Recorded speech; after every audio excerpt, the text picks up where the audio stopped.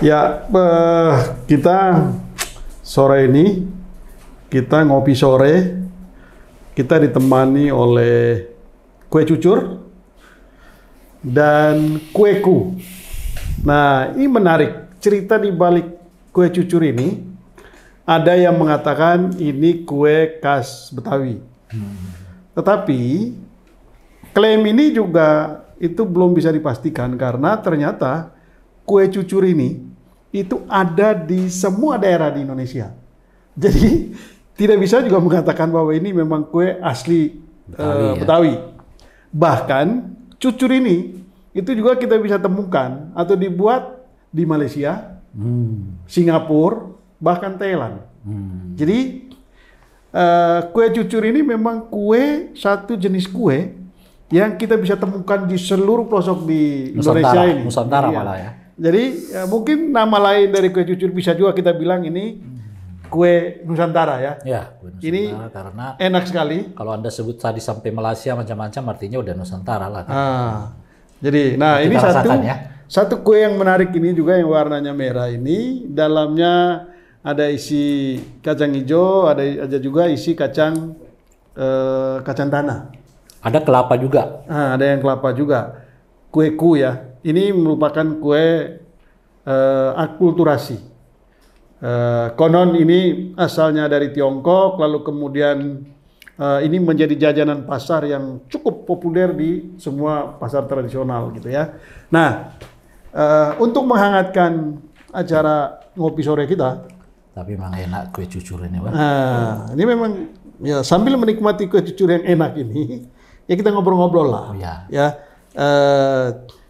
Ya, mulai untuk menghangatkan ngopi sore kita sambil menikmati cucur dan kue-kue yang enaknya luar biasa ini.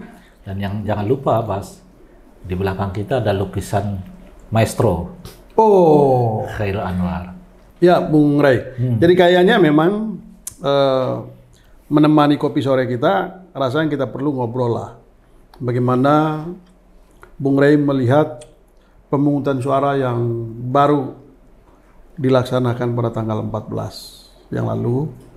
Dan ini kan bisa dibaca gitu ya, bagaimana kita di dalam negeri melihat ini dan bagaimana dari luar negeri juga melihat apa yang terjadi di Indonesia saat ini. Lalu kemudian nanti mungkin kita akan bicara soal setelah ini Pak Jokowi ini kan masih ada waktu, ini sekarang bulan Februari 7 bulan sampai 7 bulan kira-kira. Ya, 6 bulanan ya. Nah, Maret, April, Mei, Juni, Juli, Agustus, September 7. Oktober baru berakhir berarti ya. Oh iya kan 20 Oktober dia. Ya, makanya. Oke, sekitar 7 bulan ya.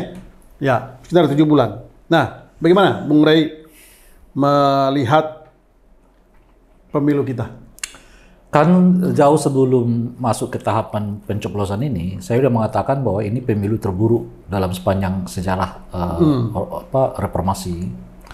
Buruk itu dalam pengertian dua, Bas. Buruk dalam pengertian pengelolaan penyelenggaraannya atau manajemen penyelenggaraannya, dan buruk dalam konteks substansinya. Karena menurut saya ini pemilu paling banyak mengabaikan aspek moral dalam hal berdemokrasi gitu.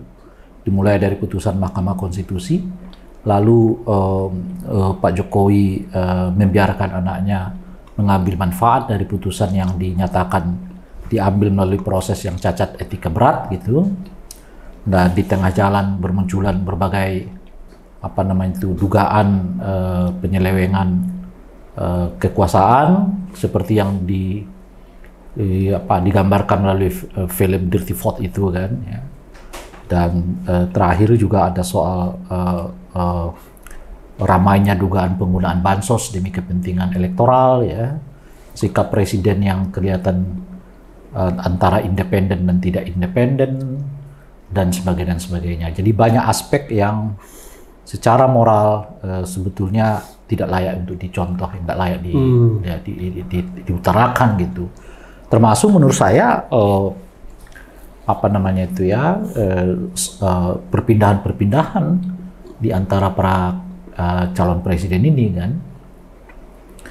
Nah, misalnya bagaimana Caimin dengan Prabowo sudah setahun warawiri tiba-tiba pisah begitu, dan begitu juga dengan AHY yang sudah hampir setahun dengan Anies Baswedan warawiri lalu pisah juga, ya. Jadi terlihat alasan-alasan pragmatisme yang sangat menonjol. Tapi di atas itu semua tentu saja adalah perlakuan keluarga Pak Jokowi kepada keluarga besar PDI Perjuangan yang saya nggak bisa membayangkan ada orang bisa begitu gitu loh, Mas. Ya, itu. Nah, itu apalagi menyebut dirinya sebagai sebagai orang yang berdiri dalam puncak kekuasaan di Indonesia dengan perilaku yang seperti itu. Ya. Saya nggak pernah bisa membayangkan itu gitu. Jadi ada juga yang mengatakan bahwa ini pemilu yang paling brutal. Anda setuju dengan pernyataan? Iya, saya nggak menyebut istilah brutal karena brutal itu mengandaikan ada kekerasan dan sebagainya gitu. Nah, lebih bersifat physically kalau brutal itu kan. Nah, saya kalaupun pakai pengandaian brutal itu tidak bersifat fisik, Pak. Tapi sama menghancurkannya gitu. Karena ini misalnya kan moral yang diabaikan, etik yang diabaikan gitu ya. Nah, jadi tidak kelihatan fisiknya itu. Nah, tetapi kita tahu apa yang terjadi dalam ukuran-ukuran moral dan ukuran etik gitu. Jadi yang menggunakan diksi brutal itu karena menganggap bahwa ini pemilu yang memiliki daya rusak yang luar biasa. Kalau pengandaian dari peran dan keterlibatan orang yang betul-betul memiliki kekuasaan tertinggi di negeri ini dalam rangka memenangkan pertarungan. Ya, maka saya tidak sedang memprotes kalimat brutal yang dipakai orang atau mengkritiknya, tapi saya nggak menggunakan itu tuh maksudnya. Saya karena saya tidak melihat sesuatu yang bersifat physically di dalam proses ini, meskipun tentu bisa misalnya orang mengabaikan konstitusi itu macam-macam itu juga bersifat physically kan. Nah, diksi yang tepat kalau disimpulkan semua itu apa? Buruk, saya bilang. Buruk. Ya, ini pemilu buruk. Pemilu terburuk dalam sepanjang sejarah reformasi. Ya, dari aspek substansi kita udah ada bahas. Nah, dari aspek penyelenggaraan juga sama.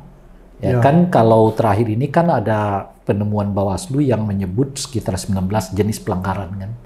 Itu khusus di hari H saja. Yaitu hari H itu artinya hari pemungutan suara, dan mungkin setelahnya itu adalah hari penghitungan suara gitu kan. Nah, saya baca rilis itu dari 19 jenis pelanggaran itu, saya kira ada 5 pelanggaran yang bisa dikategorikan sebagai pelanggaran berat. Nah, yang disebut, apa aja?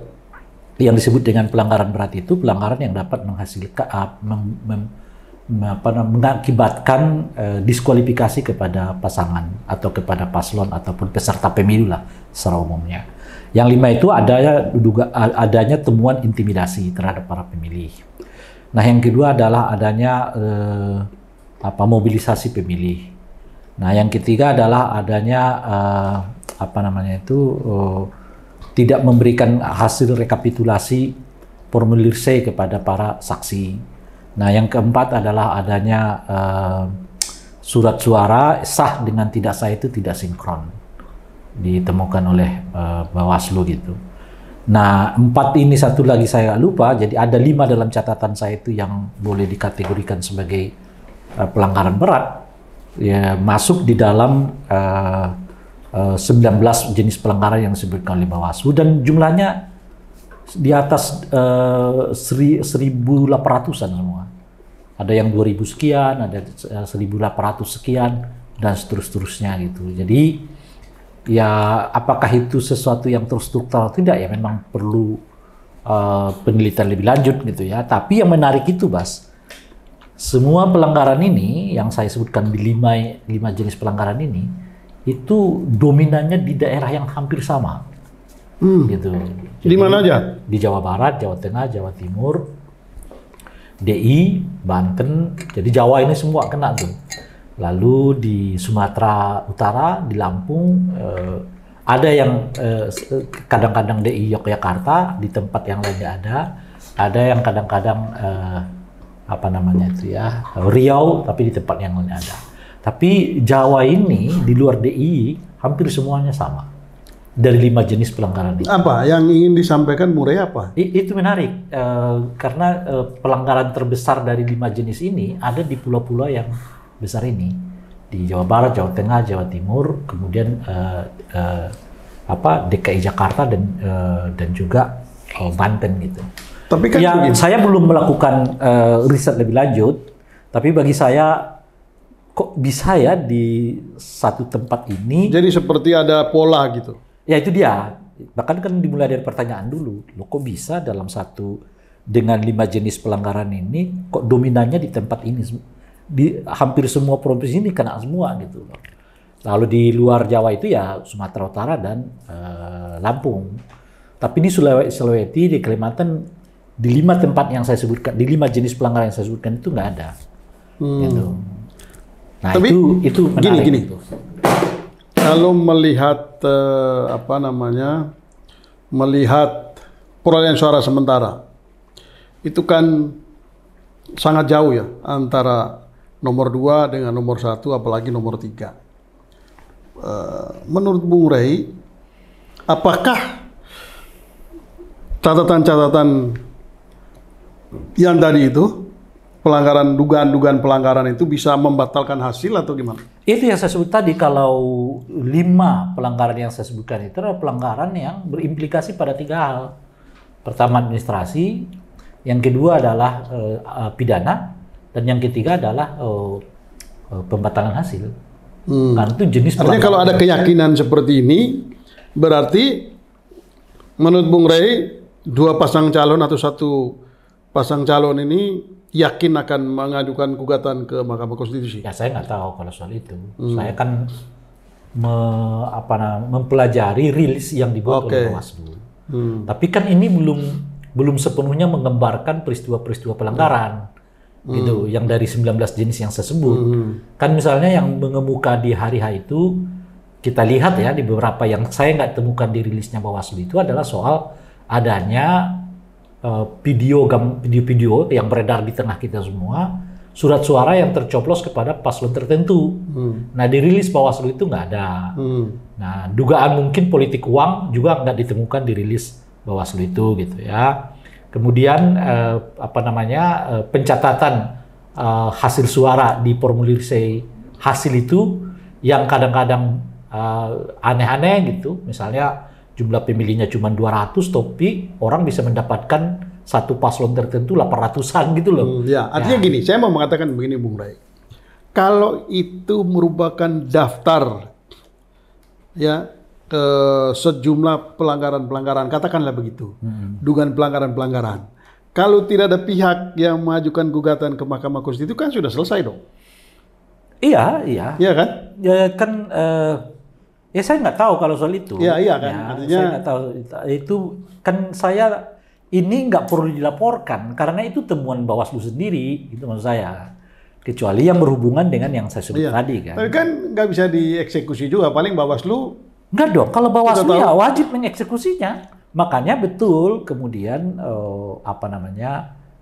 saya juga agak heran dengan rilis itu karena mereka nggak menyebut jenis sanksi. Ya, itu mereka udah melakukan tindakan, memang ada beberapa yang dari jenis pelanggaran itu yang bisa diselesaikan di tempat. Mohon maaf aja, kalau saya lihat kan Bawaslu ini, jadi mereka juga seolah-olah bekerja seperti lembaga pemantau pada umumnya. I see. Yang seolah-olah mereka hanya ingin membuat opini di publik, padahal mereka punya kewenangan untuk mengeksekusi hal-hal di seperti rilis itu gitu. Mereka sebut beberapa tindakan mereka, misalnya menyarankan supaya diubah. Ya, misalnya kan salah satu contoh lah ya, mereka menyebut adanya pembukaan TPS yang tidak sesuai dengan jadwal waktu. Kan ketentuannya jam 7 pagi kan, mungkin dibuka jam 8 atau jam 9. Lalu petugasnya ditegur kayak gitu. Jadi memang ada jenis pelanggaran itu yang bisa diselesaikan segera di tempat. Ya, administratif. Nah, tapi saya fokus ke yang 5 itu karena menurut saya 5 itu mengandung 3 pelanggaran sekaligus. Dan nggak bisa diselesaikan di tempat, gitu maksud saya. Dan itu berakibat terhadap keabsahan pelaksanaan pemilu. Kalau TPS dibuka kurang waktu, administrasi aja, gitu ya, loh kira-kira. Itu kan hal-hal yang sangat ini. Nah, jadi kalau yang saya tangkap ya, ini pesan penting buat Bawaslu. Bukan, sebetulnya kan diskusi kita tadi itu, Bas, kan saya ditanya apa kesan saya terhadap pemilu. Iya, betul. Saya menyatakan buruk. Betul. Nah, tentu saya mulai dari jauh sebelum kita ke hari hanya, kita udah menemukan sekali banyak peristiwa-peristiwa yang menggambarkan bahwa pemilu ini bagi saya dalam penilaian yang sangat buruk gitu kan. Betul. Dan itu dirangkum di dalam film Dirty Vote itu. Gitu. Nah, ditambah lagi pada hari H, saya ngambil contoh rilis yang dibuat oleh Bawaslu. Jadi rangkaian ini semua makin menguatkan saya memang pemilu kita ini buruk kualitasnya gitu. Setuju, dalam konteks itu setuju, cuma kan kita mau melangkah maju.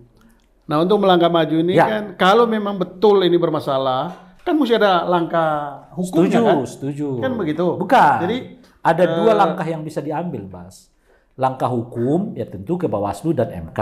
Ya. Nah, cuma kan bukan kita yang melakukannya kan. Betul. Yang melakukan itu kan nanti pasangan calon atau peserta pemilu lah secara umum kan. Nah, tapi itu satu. Tapi yang saat yang bersamaan Bawaslu-nya seperti apa? Ya itu dia. Punya kemampuan, kemauan dan keberanian enggak? Betul. Ya kan? Karena gitu. Negara membiayai Bawaslu ini dengan biaya yang sangat mahal. Dan itu memang sepenuhnya kewenangan ada pada mereka. Kalau dua-duanya tidak, maka ya tutup buku. Nah, bukan tutup buku. Itu yang saya maksudnya tadi. Kalau jalur hukumnya tidak clear, ya kan dianggap tidak memenuhi unsur keadilannya, masih ada satu jalur lagi, Bas, jalur politik. Apa yang dilakukan melalui jalur politik? Ini jalur politik ini artinya partai-partai yang sekarang merasa dirugikan dengan suasana yang seperti sekarang menggunakan hak politik mereka. Apa? Ya, misalnya yang paling dekat itu adalah angket kepada presiden. Karena kan salah satu dari jenis pelanggaran yang diduga sangat berat itu adalah kegiatan presiden yang dianggap nggak independen. Ya, tapi kan itu konsekuensinya tidak kepada pemilu, Bung. Konsekuensinya kepada presiden. Kalau saya melihatnya, mau Anda masukkan ke jalur hukum maupun ke jalur politik kan tujuannya nggak semata-mata kita menang, gitu loh. Menang tuh mungkin bagi peserta pemilu itu penting. Tapi kan bagi kita yang di luar, ini bukan soal menang atau kalah, tapi kita ingin memastikan ada penghukuman terhadap mereka yang bersalah. Kan itu dulu. Meskipun nggak mengubah hasil gitu loh, Mas. Ya kan? Nah, yang kedua, dari situ kita belajar, yang kayak begini nih harus ditinggalkan di masa mendatang gitu. Tapi sebetulnya kalau saya di situ. Ya. Jadi saya tidak dalam tensi. Yang penting, saya nggak berkepentingan dengan menang atau tidak. Kalau saya justru melihat bahwa dari sisi publiknya, publik sudah memberikan hukuman kepada Pak Jokowi. Ya. Ketika semua guru besar turun, lalu kemudian publik dengan berbagai macam inisiatif menyatakan bahwa ini ada masalah yang sangat serius, sebetulnya itu sudah meruntuhkan legitimasi moral Pak Jokowi. Dalam konteks itu menurut saya sudah selesai. Dan apa yang dilakukan oleh kelompok-kelompok kritis di dalam negeri itu juga mendapat respon secara internasional. Hari ini bagaimana penilaian internasional terhadap Pak Jokowi itu sudah jeblok. Nah, dari sisi itu menurut saya itu sudah selesai. Artinya hukuman itu. Nah, tinggal Pak Jokowi ini masih 7 bulan ke depan. Masih ada hal-hal strategis yang akan dilakukan gitu ya. Katakanlah beberapa RU yang akan disahkan, lalu kemudian kebijakan-kebijakan apa lagi gitu. Dan saya kira disinilah partai-partai di DPR itu mengambil sikap. Apa yang Anda lihat? Nah, kan saya sebetulnya menyebut angket itu dalam kerangka itu, Bas. Gitu. Salah satu sikap mereka adalah mendorong angket. Oke, angket misalnya soal lonjakan kenaikan anggaran bansos yang kan begitu besar kalau bansos di itu 2000. kalau bansos itu kan juga melalui proses di DPR, nggak bisa dong mereka angket. Nah yang bisa mereka angket itu adalah salah satunya adalah benar nggak bahwa presiden menggunakan bansos itu untuk kepentingan elektoral, itu satu. Nah yang kedua, benar nggak dugaan bahwa presiden menggunakan aparat negara untuk melakukan pemenangan, termasuk mungkin di dalamnya. Kalau angket itu justru terbalik, Bung Ray. Angket itu DPR membuktikan bahwa ada penyelewengan kebijakan atau penyalahgunaan peraturan perundang-undangnya yang dilakukan oleh presiden. Nah, iya itu makanya. Kalau DPR itu bisa membuktikan, maka dan itu tidak bisa dijelaskan oleh presiden, maka memang konsekuensinya panjang. Ya iya makanya kan saya bilang kan pertanyaannya adalah benar nggak? Kan itu pertanyaan data DPR bahwa presiden diduga menggunakan bansos untuk kepentingan elektoral. Ikan mereka yang nanti kerja untuk membuktikan itu kan. Yang cuma apakah DPR ini punya nyali ya kita lihat. Itu dia. Ikan sekarang kita masuk ke tahapan soal apa kira-kira yang dilakukan oleh partai-partai koalisi baru ini, istilah mungkin ya dapat disebut pasca Pilpres. Nah, salah satunya menurut saya menuntaskan dugaan-dugaan pelanggaran yang terjadi di dalam. Dan itu setuju. Ya, di dalam pelaksanaan Pilpres kemarin. Salah satu yang menjadi keresahan termasuk guru-guru besar itu adalah hilangnya sifat kenegarawan Pak Jokowi di dalam Pilpres ini. Nah, untuk menuntaskan itu semua supaya juga nggak terjadi di masa-masa depan, saya kira masih ada kesempatan kepada koalisi baru di DPR ini untuk melakukan salah satunya angket. Pada aspek apa? Aspek misalnya soal benar nggak dugaan bahwa presiden menggunakan bansos untuk kepentingan politik kan? Supaya benar ini tidak hanya menjadi rumor saja. Betul. Benar nggak bahwa presiden menekan menggunakan aparatur negara khususnya kepolisian dalam kerangka memenangkan paslon tertentu. Nah ini atau menurut partai saya tertentu. Atau partai tertentu ini bisa dikerjakan oleh koalisi baru yang sebelum ada nanti pengangkatan dan pelantikan presiden baru. Dan artinya kalau di jumlah partai yang mendukung paslon nomor 1 dan paslon nomor 3 itu mayoritas di DPR. Saya nggak bicara lagi paslon 1 0 ini kan Pilpres itu. Koalisi baru itu tidak didasarkan pada paslon-paslon ini. Koalisi baru yang saya sebutkan itu didasarkan pada mereka yang berpihak kepada Pak Jokowi dan nggak berpihak kepada Pak Jokowi, gitu kira-kira gitu. Justru sebaliknya kalau saya melihat, Bung Ray, itu bisa dilakukan justru sebelum koalisi baru terbentuk. Enggak, ini koalisi baru ini bukan koalisi pasca Pilpres. Maksud saya pasca penetapan presiden baru. Sekarang aja sebetulnya udah mulai terbit yang disebut dengan koalisi baru yang berbeda dengan koalisi sebelum Pilpres. Koalisi sebelum Pilpres itu kan PDI masih bersama dengan Pak Jokowi kan? Iya. Nah sekarang koalisi baru itu bahkan sebelum Oktober nanti berakhirnya, menurut saya secara de facto udah beda nih. PDI kan sudah berbeda dengan Pak Jokowi. Nasdem mungkin udah berbeda. PKS jelas sudah berada di luar. Nah partai-partai baru inilah yang saya sebut sebagai partai yang memungkinkan selama 7 bulan ke depan untuk mengoposisi Pak Jokowi gitu maksud saya. Yang salah satu agendanya mungkin adalah mendorong dilakukannya angket untuk mempertanyakan yang kita sebutkan itu tadi kan.